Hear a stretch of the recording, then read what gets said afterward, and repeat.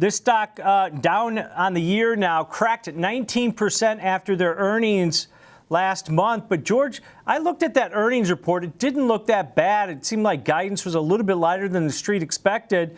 The bar wasn't too high going into this one. What's going on with this stock? Well, I think, first off, it's a good point to bring up because, yeah, looking at the price action after the drawdown, which occurred on the 29th of May, there was some buying going on. And that's quite a bit different than Workday. I'm going to use Workday as our template here, our example, which actually reported earnings the week before. One of the things you'll notice about Workday is that it gapped lower, but it also continued to the downside. And I think I know the reason, but if you look at Salesforce, one of the things you'll notice is they missed slightly on revenue. They did beat on earnings, but they did guide lower for both earnings and sales for the next quarter coming up. But if you look at their fiscal year 25 guidance, they actually lowered just slightly their revenue. And that's, of course, commensurate with the price decline we saw, which was pretty dramatic. But at the same time, they actually provided update on their guidance for earnings for the fiscal year, which is slightly higher. Now, one of the things I think is going on here is obviously there's quite a bit of expectations that these large enterprise software businesses, now I'm going to use Workday, ServiceNow, and Salesforce, are down with the expectations that there's going to be some slow in spending. And that's denoted by some of the revenue guidance, which was lower from companies like Workday, for instance, which I noticed was down for the fiscal year. But one of the things about that business, Workday now, is they didn't actually provide updated guidance for earnings. So that tells me, or it told me, it wasn't necessarily a precursor to what was going to happen with CRM, but it gives you an idea that they're looking to cut expenses. Now, they may not necessarily have the visibility that Salesforce does in terms of cutting expenses because they did, as Salesforce now, did provide some adjusted guidance for earnings, which is slightly higher. So, one would say looking at, the adjustment in earnings for Salesforce, commensurate with what's going on in terms of the earnings multiple, it's only trading around 22 times next year's earnings, and that's about half of its historical 5-year average.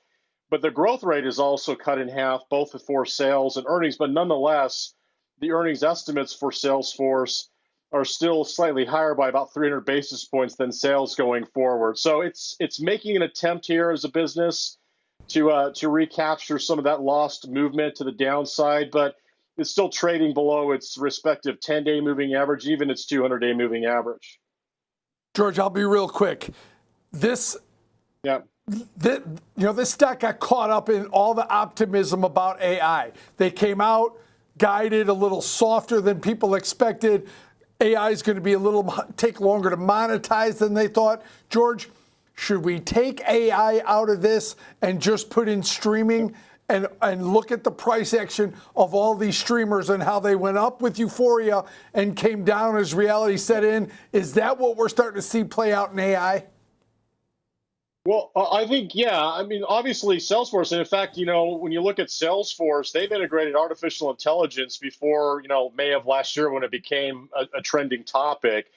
But I think what's happening here, excluding artificial intelligence, which I think you should, looking at the price action, you'll see this, dual step down, and that's 2 quarters now of expectations, which were quite a bit lower. I think the story behind this company, Salesforce, I'm going to use ServiceNow and Workday because these are 3 larger players in enterprise software that is utilized by, workers and, of course, the business itself. It's not necessarily just AI or cloud, but I think they're very telling because all the charts look very similar, all 3 of them. And that tells me that these companies are exposed to decline in enterprise spending, and they're essentially ways that businesses cut expenses. And maybe that's what it's telling us. So I think that's the larger context or the narrative we should gain from this price action. That I think it's telling us it's not necessarily an integration of AI. I think it's a cutback in enterprise spending. That's my view of it. So with that said, looking at the price action just on CRM, until it breaks above its 200-day moving average, I can't see any bullish catalyst for it. Yep. All right, George. And you know what? Everybody's spending on AI hardware and infrastructure, maybe pulling back on some of that enterprise spend, as you noted. All right, great stuff. Thanks, George Tsilis, Senior Markets Correspondent here, breaking that down. So